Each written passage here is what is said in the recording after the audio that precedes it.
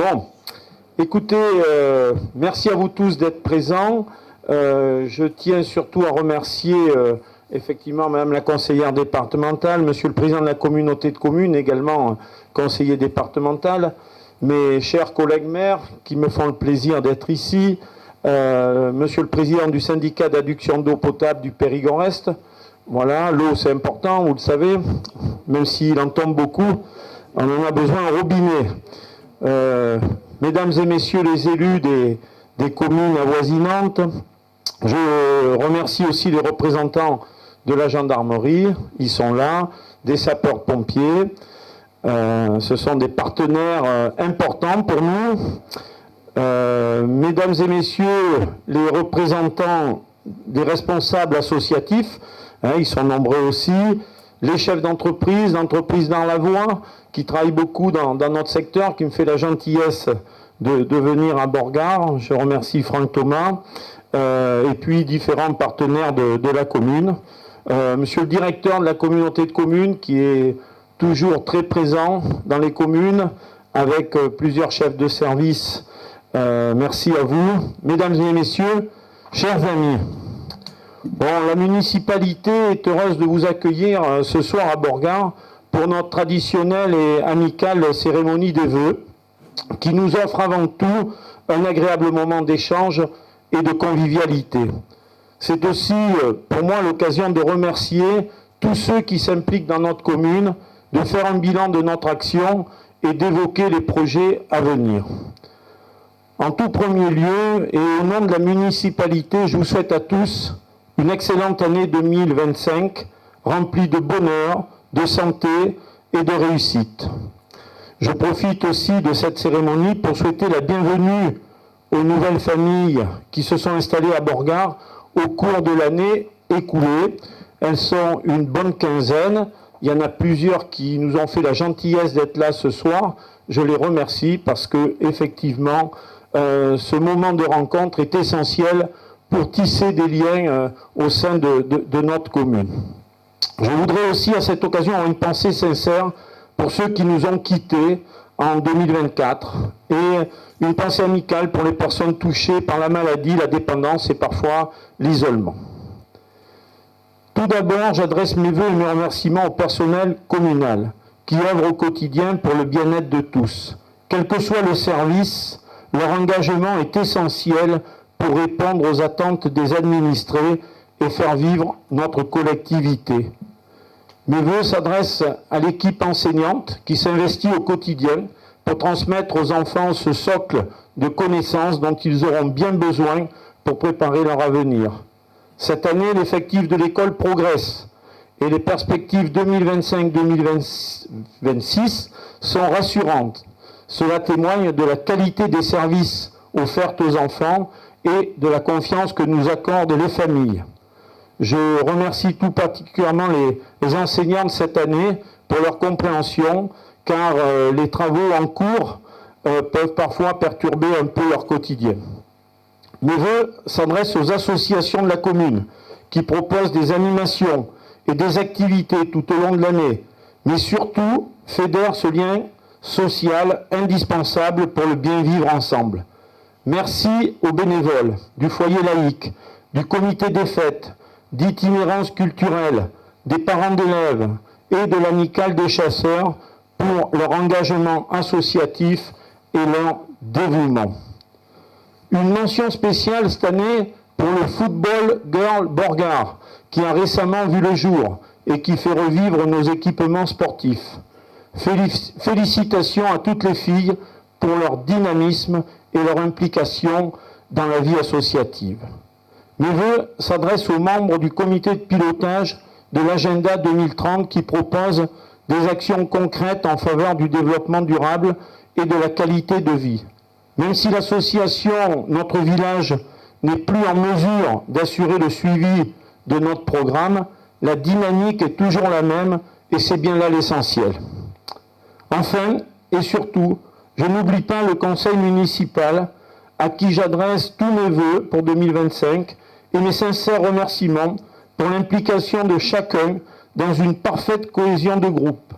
Nos décisions prises unanimement vont toujours dans le sens de l'intérêt général et permettent à la commune d'avancer, c'est le plus important. Merci aux adjoints pour leur investissement quotidien et leur présence régulière à la mairie. Nos échanges sont toujours très constructifs, consensuels et amicaux, ce qui est très appréciable pour l'ambiance de travail à la mairie. Je crois que vous pouvez tous les applaudir, ils le méritent bien.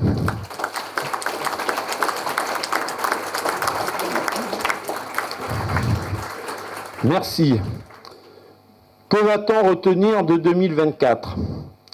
À l'international, on ne peut que s'indigner une nouvelle fois des situations de guerre qui se sont intensifiées, que ce soit en Ukraine ou au Proche-Orient. Quel désastre pour les populations civiles qui ont tout perdu et sont contraintes de fuir des zones de conflit et parfois même de quitter leur pays. Dans un même temps, s'est déroulée la réélection de Vladimir Poutine en Russie, 80,7%, c'est pas mal, hein, ça pourrait être mieux, mais bon. Et l'élection de Donald Trump aux États-Unis. Deux grands visionnaires excentriques qui ont de quoi inquiéter quand même un peu tout le monde.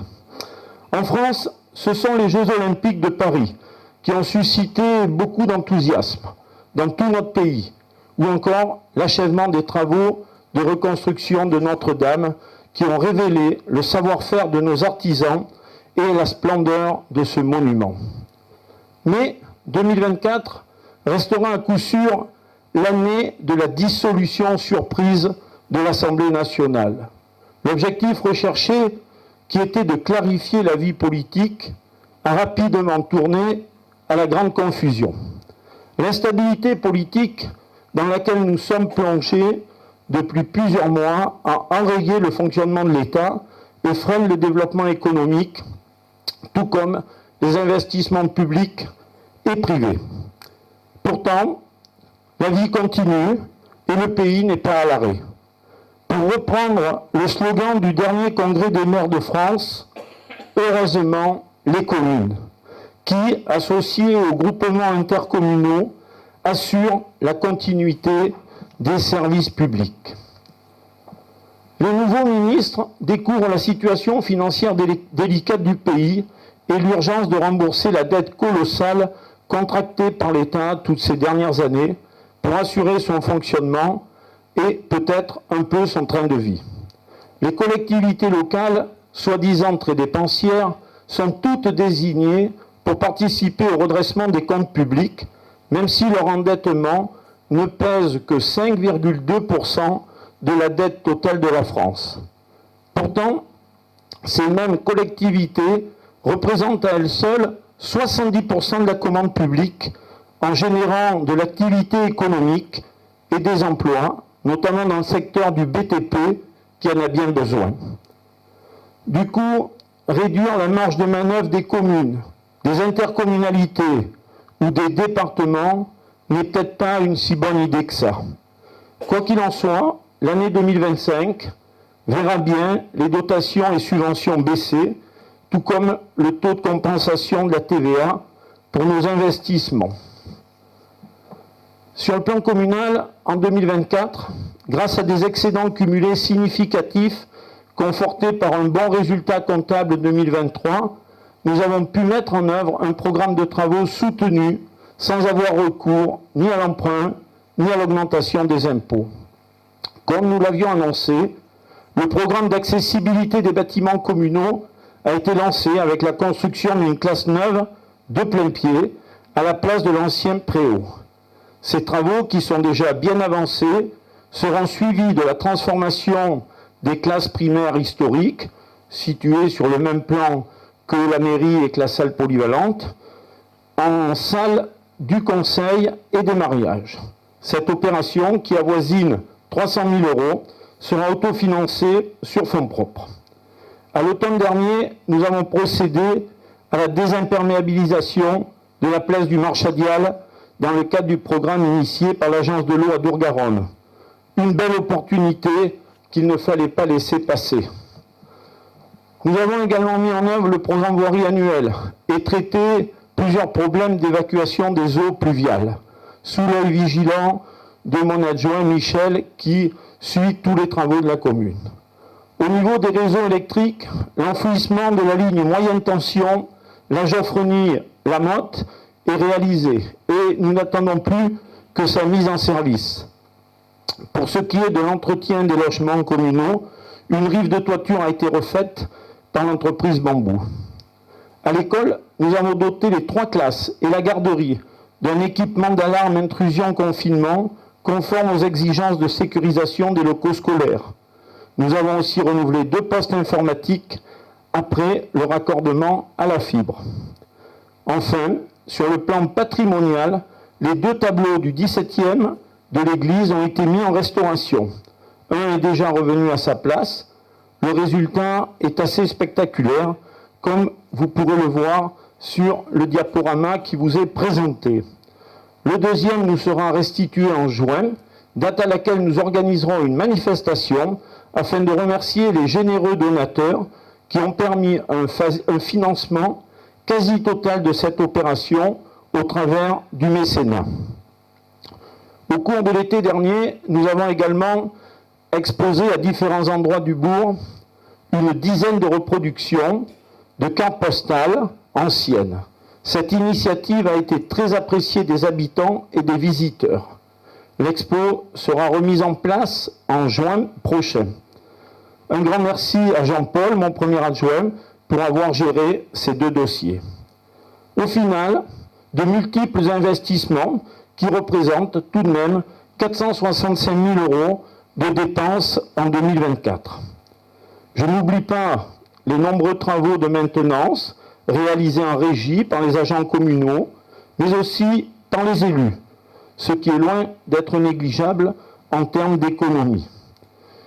Il est aussi à signaler le renouvellement d'une portion de canalisation d'assainissement par la communauté de communes, et j'en profite pour remercier le président et tous les services pour l'accompagnement qu'ils nous accordent.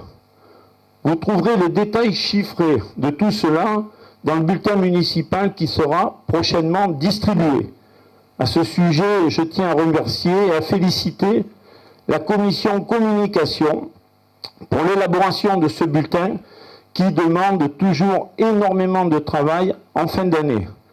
Et ce n'est pas Cathy, mon adjointe, qui dira le contraire. En tout cas, cette information que nous voulons exhaustive de la vie municipale reste avant tout le gage d'une gestion transparente et explicitée. Parallèlement aux réalisations énoncées, nous avons pu faire aboutir plusieurs dossiers structurants pour l'avenir de la commune, et tout particulièrement le permis d'aménager de notre réserve foncière située à l'entrée nord du bourg. Permis qui a été délivré fin décembre.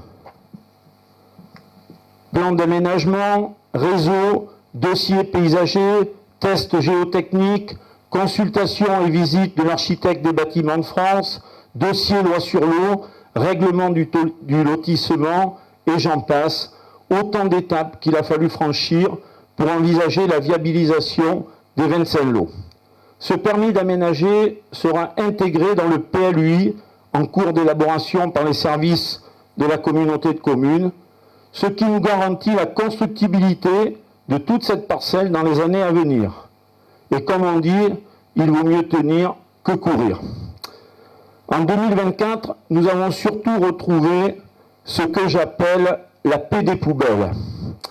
Depuis 1 an maintenant, le CIRTOM de Brive assure la collecte des déchets ménagers à Borgard. Et tout est rentré dans l'ordre. Fini les doléances, les dépôts au pied des bornes, les difficultés rencontrées par les personnes en perte d'autonomie, ou encore le montant de la redevance. Autant de sujets qui alimentaient le mécontentement. La collecte des déchets est un service à part entière qu'on doit apporter aux ménages. C'est pas plus compliqué que ça. Il faut dire que l'innovation dans ce domaine ne fait pas recette. Et de nombreux syndicats reviennent aux fondamentaux. Même si ce changement a un impact sur le budget communal, il n'y a rien à regretter, bien au contraire. Toujours en 2024, il a été procédé au recensement de la population. Merci encore à Estelle et Sylvana qui ont réalisé avec sérieux et rigueur la collecte des questionnaires. Et merci à Stéphanie, notre secrétaire générale, pour la préparation et le suivi de cette démarche. Nous enregistrons une progression de 5% du nombre de logements, soit 16 constructions neuves en plus. La population INSEE augmente de 7%, avec 50 habitants supplémentaires, ce qui nous amène à 756 habitants à titre principal, auxquels on peut rajouter les 69 résidences secondaires, soit une population qu'on appelle DGF, c'est-à-dire pour nos dotations, qui arrivera à 825 habitants. Cette population est lissée sur les 5 prochaines années. C'est comme ça que fonctionne l'INSEE. Ces résultats sont donc encourageants et témoignent de l'attractivité résidentielle de notre commune. Je voudrais maintenant aborder les projets qui sont portés par la municipalité ou qui seront portés par la municipalité en 2025. Nous allons bien entendu achever la classe neuve et aménager la nouvelle salle du conseil au cours du premier semestre. Les WC publics du Marchadial seront réhabilités et mis aux normes pour les personnes à mobilité réduite. Dans les prochains jours, débutera l'enfouissement du réseau basse tension au lieu-dit Les Poucots. Durant les vacances d'été, la cour de l'école sera complètement réhabilitée. Notre dossier de désimperméabilisation et de végétalisation a été retenu par l'agence de l'eau à Bourg-Garonne, qui nous accompagnera à hauteur de 50% du coût du projet, qui est estimé à 46 000 € hors taxe. Ainsi, nous envisageons une inauguration de tous ces équipements scolaires mi-septembre, afin de faire découvrir à tous ceux qui le souhaitent ces nouveaux locaux. En matière d'éclairage public, nous poursuivrons la modernisation du parc en renouvelant les 28 dernières lanternes vétustes, avec la contribution du SDE 24, que je remercie au passage, et du fonds vert, qui sont des crédits d'État. Il est aussi envisagé le remplacement de la totalité de nos ampoules sodium par des ampoules LED, 2,5 fois plus économiques. Après les 5 communes tests retenues par le SDE 24, dont Borgard, le programme s'étendra progressivement à toute la Dordogne. Dans les prochains mois, nous lancerons la consultation d'entreprises afin de viabiliser les 10 premiers lots du lotissement, dans la perspective d'engager leur commercialisation dès 2026. Enfin, nous allons activement rechercher des repreneurs à notre multiple rural suite au départ précipité des anciens gérants en novembre dernier. Et je sais que ce ne sera pas facile dans le contexte actuel. Si on rajoute à toutes ces opérations le programme voirie 2025 et divers travaux prévus sur les bâtiments communaux, nous aurons encore cette année un sérieux programme d'investissement à inscrire au budget. Même si nos résultats comptables 2024 ne sont pas définitifs, je sais d'ores et déjà que nos excédents nous permettront d'autofinancer toutes ces opérations. C'est donc avec une certaine sérénité que nous démarrons cette nouvelle année, tout du moins sur le plan budgétaire. Voilà, j'en terminerai là mes propos, en concluant par une citation du Dalai Lama, c'est pas si souvent. Le bonheur n'est pas une chose toute faite, il découle de nos propres actions. Aussi, en 2025, si nous voulons être heureux, il n'y a qu'une chose à faire, agir. Encore une fois, bonne année à vous tous et merci pour votre attention.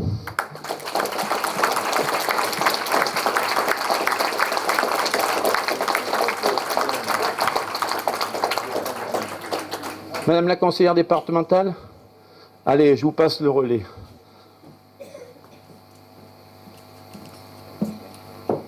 Allez, je vais prendre mon passe-bête, parce que j'ai beaucoup de chiffres.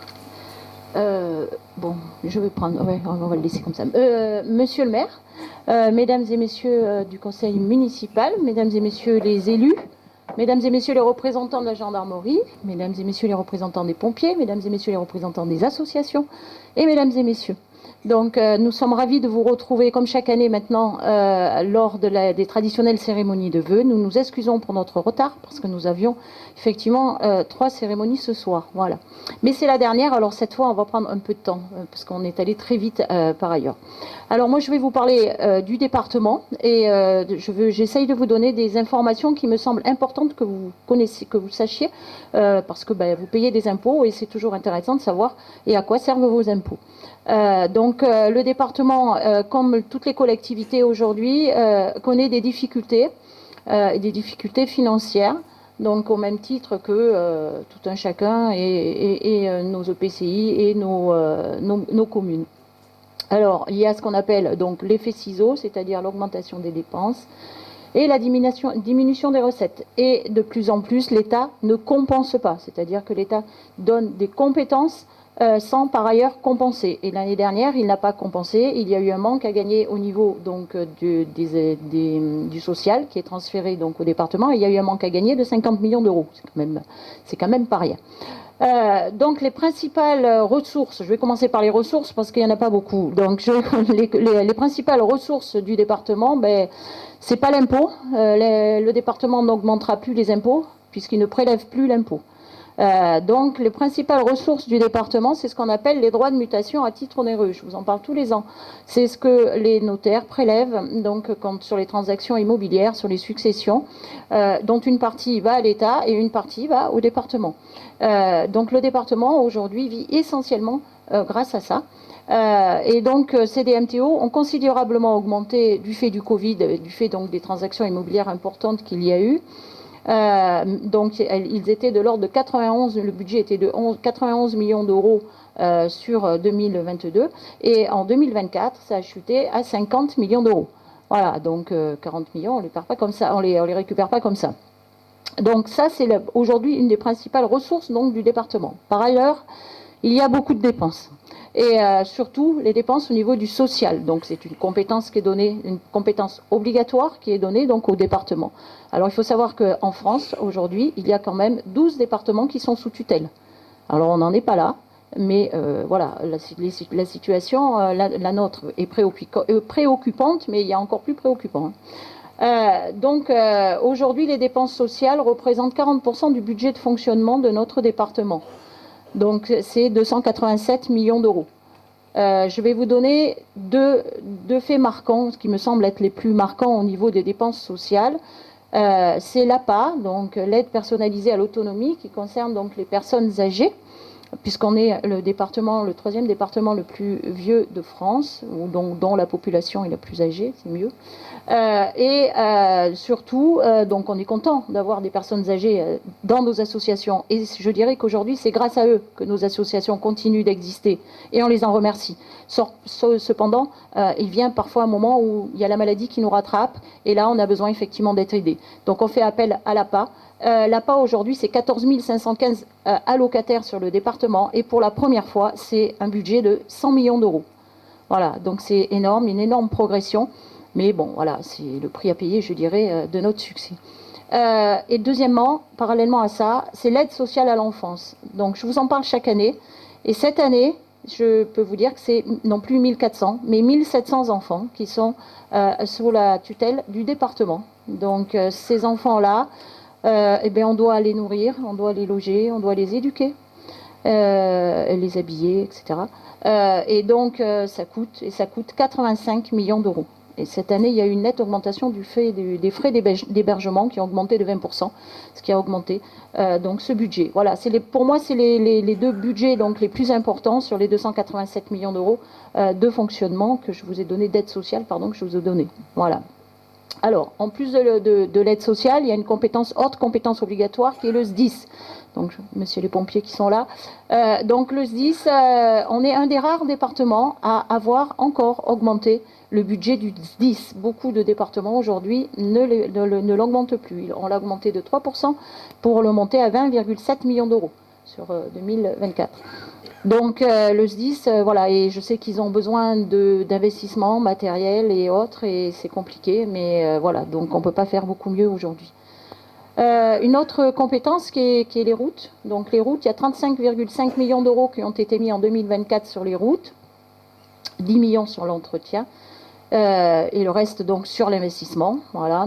Et ensuite, la dernière compétence obligatoire, ce sont les collèges. Il y a 28 collèges dans notre département.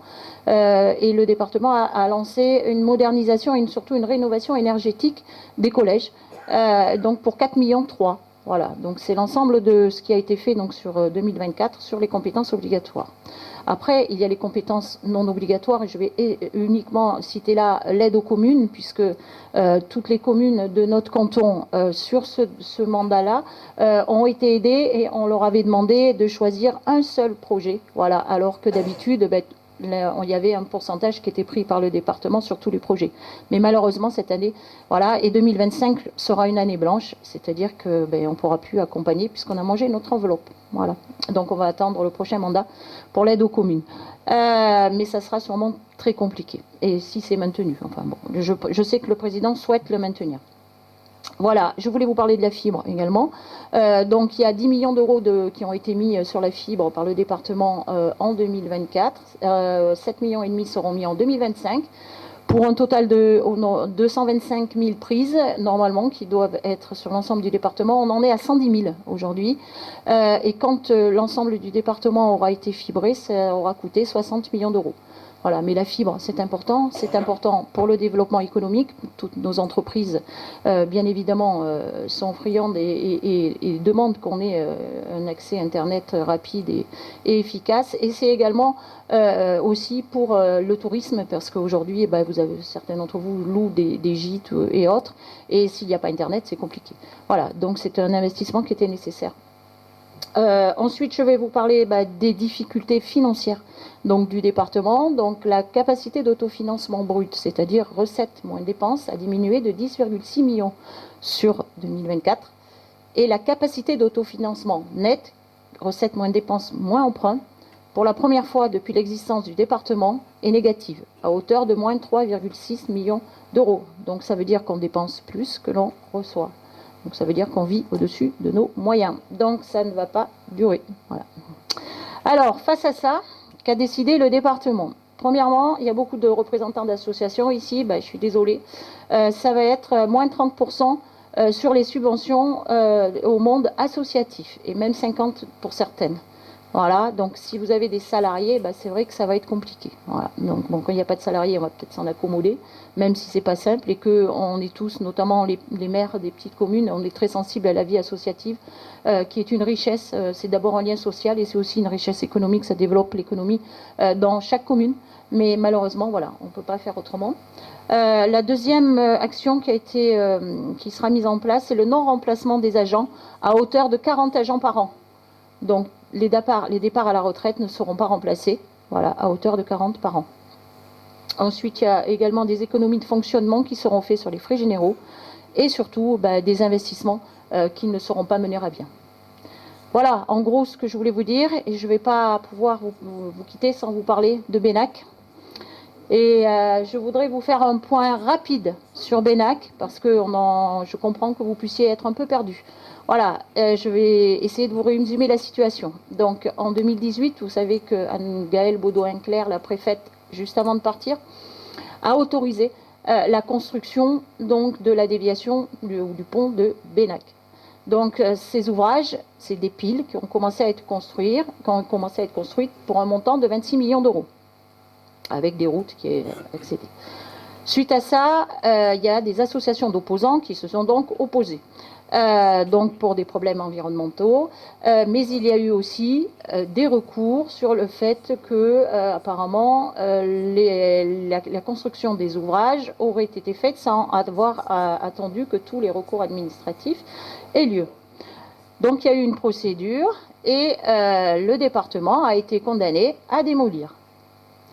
Alors vous comprenez que quand vous avez investi 26 millions d'euros, c'est compliqué quand même de démolir derrière. Voilà. Donc, le département n'a pas voulu effectivement démolir. Cependant, on a été condamné à verser des astreintes. Dans un premier temps, 3 000 euros par jour, et aujourd'hui, c'est 5 000 euros. Alors, en 2023, on a versé 489 000 euros aux 3 associations d'opposants. Le 16 avril 2024, comme on n'a toujours pas démoli, le département a été amené, et la Cour d'appel administratif de Bordeaux l'a condamné à verser 1 433 000 € d'astreinte. 933 000 qui sont revenus à l'État et 500 000 qui sont allés à ces 3 associations. Donc ça fait pratiquement 2 millions. Et avant de partir, notre préfet, M. Jean-Sébastien Lamontagne, donc le 5 avril 2024, a autorisé ce qu'on appelle le lancement de la boucle multimodale. Alors c'est quoi la boucle multimodale? Donc jusqu'à maintenant, il était question effectivement de faire une déviation dans Bénac pour éviter effectivement les difficultés routières dont tout le monde connaît. Et donc pour éviter les oppositions, je dirais, des opposants sur des problèmes environnementaux, le département a décidé donc de faire ce qu'on appelle la boucle multimodale, c'est-à-dire d'adjoindre à ce projet donc des pistes cyclables, des navettes électriques, tout un tas de circuits qui font appel qui diminuent, je dirais, les contraintes environnementales. Pour l'investissement global serait de 51,2 millions d'euros. Et cette boucle relierait passerait par la gare de Ferrac, le château de Ferrac, le château des Milandes, le château de Castelnau, et reviendrait sur Bénac. Voilà, donc pour un montant, je viens de vous le dire, de 51. Et elle reprendrait les piles existantes. Voilà. Cependant, donc ça, l'État, alors on en arrive à une situation qui pour moi est absurde, à savoir que d'un côté, donc le préfet a autorisé de lancer effectivement cette boucle multimodale, et de l'autre, on a toujours les décisions de justice qui courent, à savoir qu'on peut être condamné à démolir. Autrement dit, il faudra démolir pour reconstruire. Voilà, alors je peux vous dire simplement que je ne connais pas la réponse, pas plus que vous, et je vous dis simplement suite au prochain épisode. Voilà. Il me reste à vous inviter, à vous donner 2 invitations, parce que je ne suis pas sûre que tu n'oublies pas celle de la communauté de communes, alors je vais faire les 2. Donc, celle de la communauté de communes, le 23 janvier, les vœux donc, de la communauté de communes qui auront lieu à Terrasson. Et ça, c'est avec vos deniers, avec l'argent public, voilà. Et par contre, le 30 janvier, avec nos deniers personnels, donc Dominique Bousquet et moi-même, seront heureux de vous convier à une traditionnelle cérémonie de vœux des conseillers départementaux qui auront lieu donc à la salle du Lardin Saint-Lazare. Voilà, donc le 30 janvier. Voilà, il me reste à mon nom personnel à vous souhaiter une excellente année malgré tout ce que je viens de vous dire. Une excellente année, une bonne santé 2025. Accrochez-vous, gardez l'espoir, comme tu l'as dit. On en a besoin, et puis on en a vu d'autres et on en verra sûrement d'autres. Merci beaucoup pour votre attention et à l'année prochaine.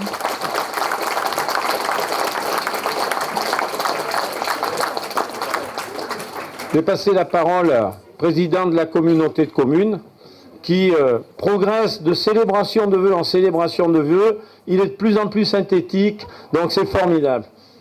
Allez, à toi, Dominique. Bon. Monsieur le maire,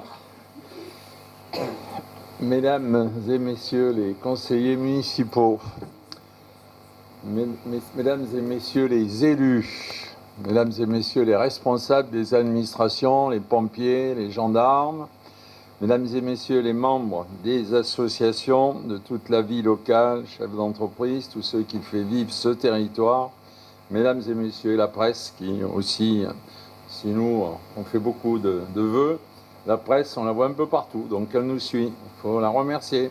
Ils auront droit à notre pot gratuit le 30 parce qu'on fêtera à la fin. On fêtera la fin et de janvier et des vœux. Voilà. Donc, Lionel, tu as remercié la communauté de communes et les services. Le directeur est là. Un certain nombre de chefs de service et d'agents. Il y en a un bon nombre qui sont là, qui accompagnent les vice-présidents, puisqu'en vice-président, vous êtes aussi nombreux, et en conseiller communautaire aussi.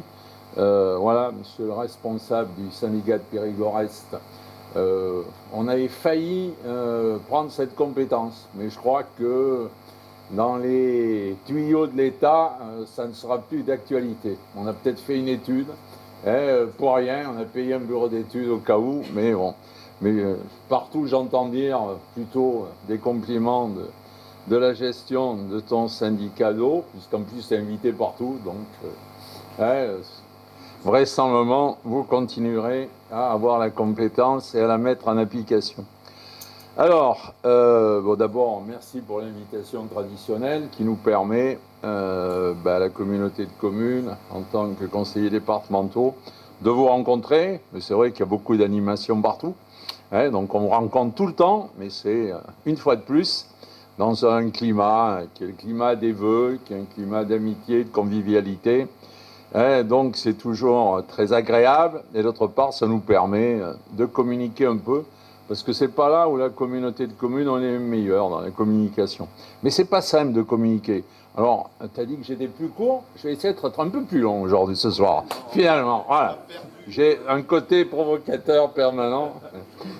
Donc c'est vrai que c'est pas facile. Plus on a de communication, on a des lettres, on a un site, on a du LinkedIn, on a Instagram, on a Facebook, on a plein de choses. Mais souvent, les gens nous disent « Ah, mais on ne savait pas ». Alors, j'ai l'impression, plus on communique, moins souvent les choses se savent. Et Francine dit qu'il faudrait réinstaller des gardes champêtres. Voilà.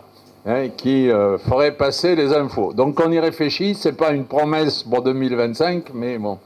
La communication aujourd'hui dans notre société est importante. Donc, merci la presse de nous suivre.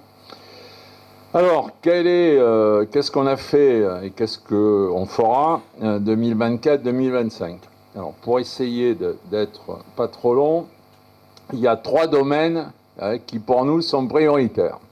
Le premier domaine, c'est l'économie.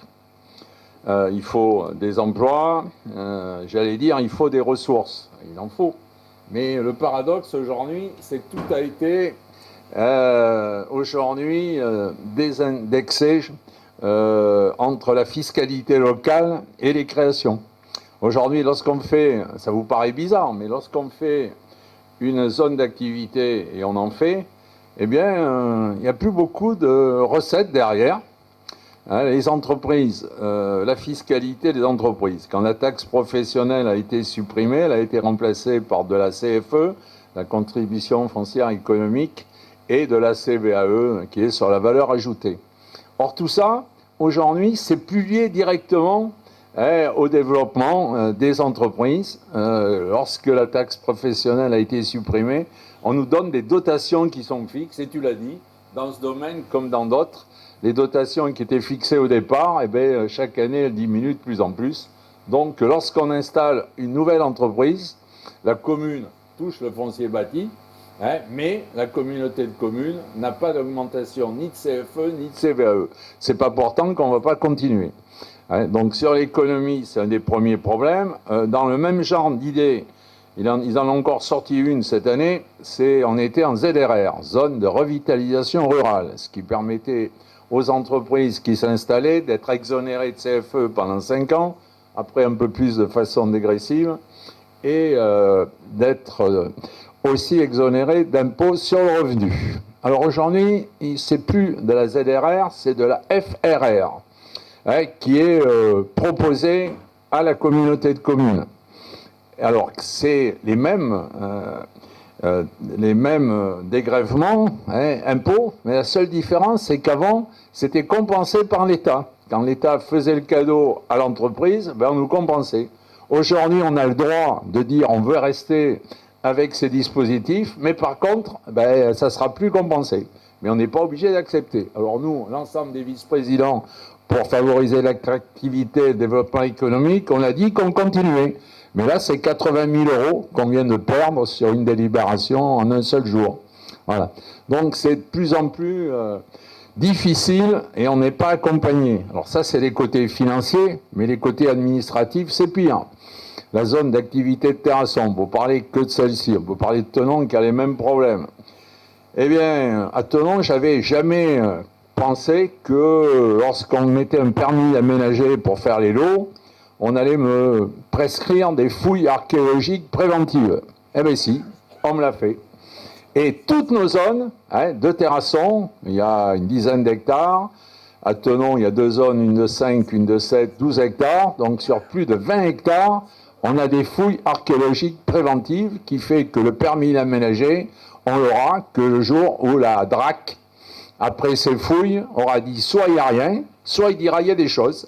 Et s'il y a des choses, il y a des vraies fouilles à faire. Et ces vraies fouilles ont des coûts qui font que la zone d'activité, il vaut mieux l'arrêter tout de suite que de faire les fouilles.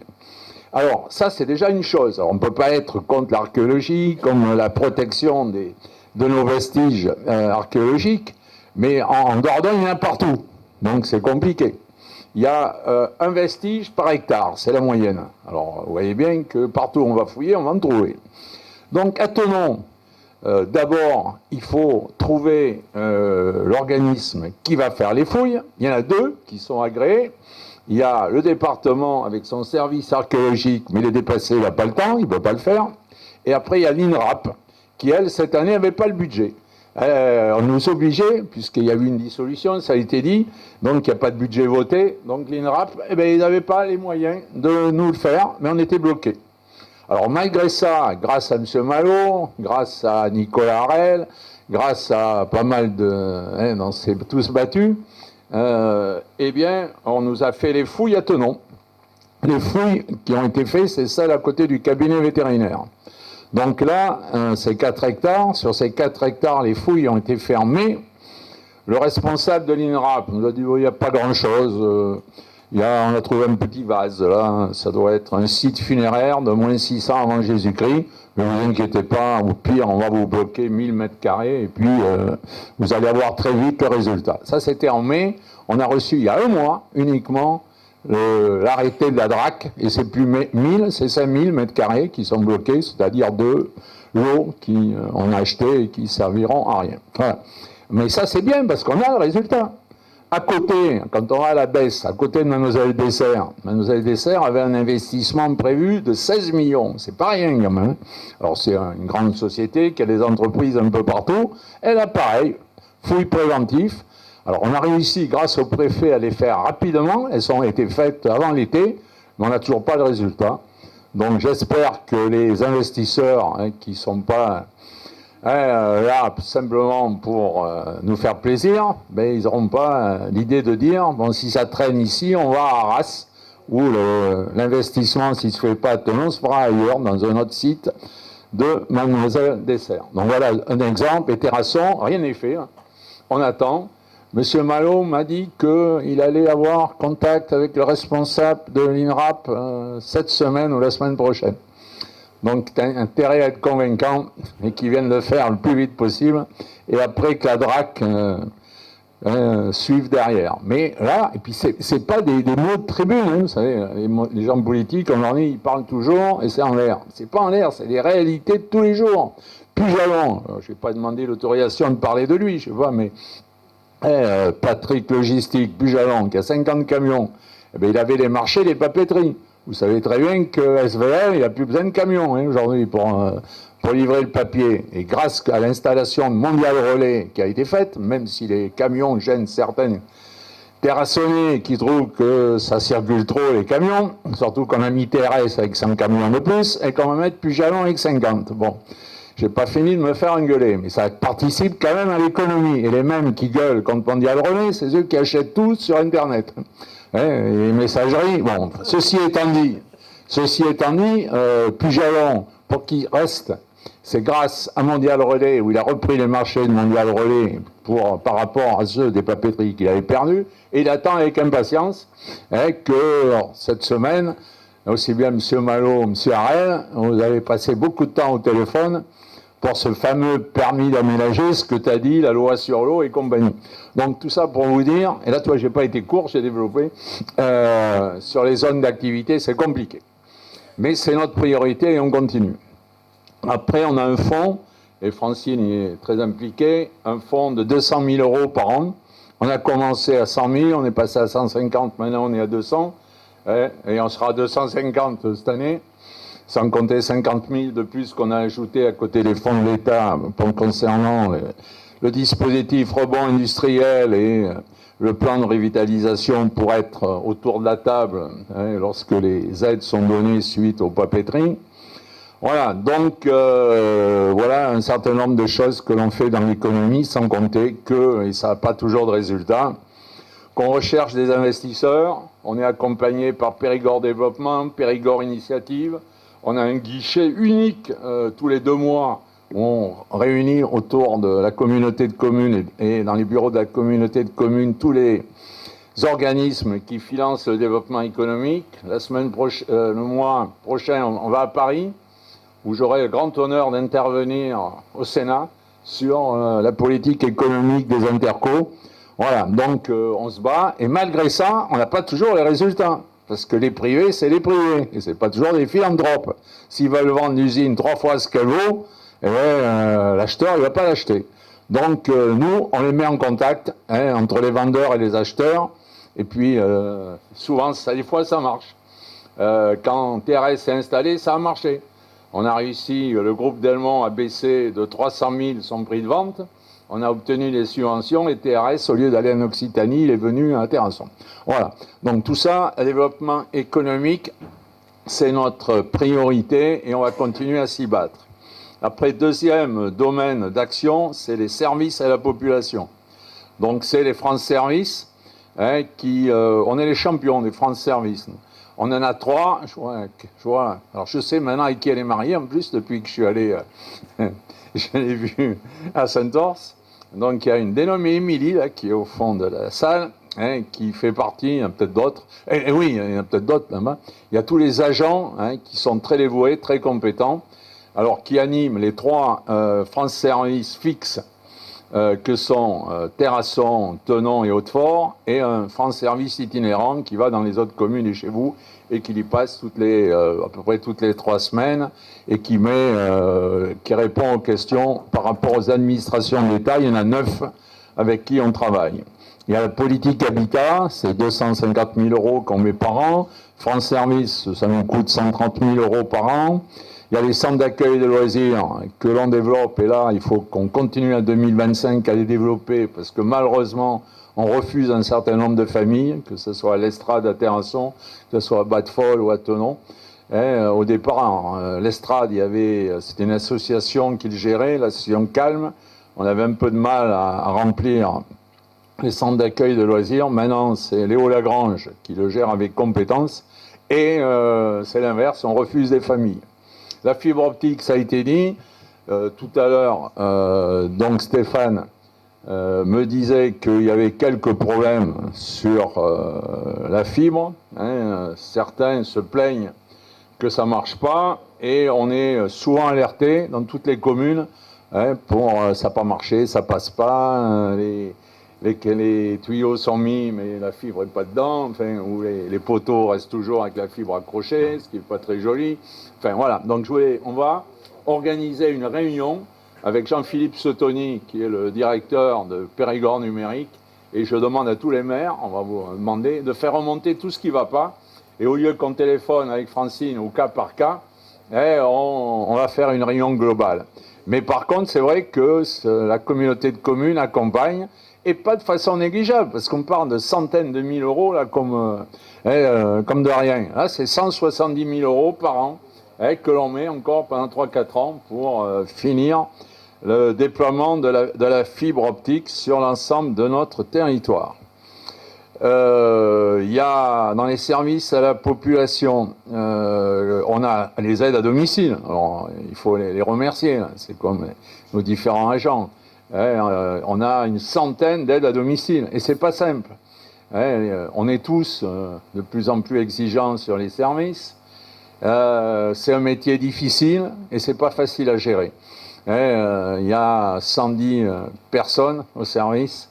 C'est pas toujours très simple entre le portage de repas et les aides à domicile. D'autant plus qu'il y a une grande réforme qui s'annonce, la réforme des SAD, où on va mettre un guichet unique entre les soins infirmiers à domicile et les aides à domicile. Donc là, il y a des grandes négociations. Nos aides à domicile n'iront plus sur le secteur de Montignac. Par contre, elles vont monter sur le secteur d'Hautefort. Donc C'est compliqué à gérer tout ça et on va le faire, mais c'est un gros chantier pour cette année, c'est l'organisation de ce SAD. Voilà, après, ce qu'on va relancer dans les services ou dans les équipements, c'est la mobilité, c'est un service. On nous dit que ce soit les services sociaux, les services économiques, il y a des gens qui ont besoin de se déplacer pour chercher du boulot, pour monter leur dossier, pour aller travailler après, et qui n'ont pas les moyens dans les jeunes. On a déjà à la mobilité une plateforme mobilité gérée par ADER Mobilité, et là on va créer un service de covoiturage solidaire avec une association qui s'appelle Hatchoum, celle-ci, donc en téléphonant, pas simplement par les iPhones de façon numérique, mais au téléphone et par des tickets, on pourra mettre à disposition ce service qui est un blablacar local et plus à la portée des gens. On va ici aussi acheter, c'est en pourparlers cette semaine, 2 voitures, peut-être électriques, pour être à la mode. Et puis, moi j'ai toujours une voiture électrique. Alors, je ne suis pas très écolo, mais j'ai une voiture électrique. Donc on va en acheter 2. Ça sera les voitures en autopartage. Il y en aura une à Tenon et une à Terrasson. Et les gens pourront appeler pour réserver cette voiture quand ils n'en ont pas. Donc voilà, pour l'année prochaine, c'est les services qu'on a déjà fait, les développer et augmenter. Alors, si dans la mobilité, il y a les itinérances douces, on a la Flow Vélo qui part de l'île d'Aix et qui est arrivée jusqu'au Lardin et qui maintenant va aller jusqu'à Sarlat. Et autour de ça, il y a la Vézère à vélo qui devrait partir de la vallée de la Vézère et aller jusqu'à Brive en passant chez nous. On a investi pas mal dans des chemins. Je te remercie d'avoir dit ce matin, faire chez toi.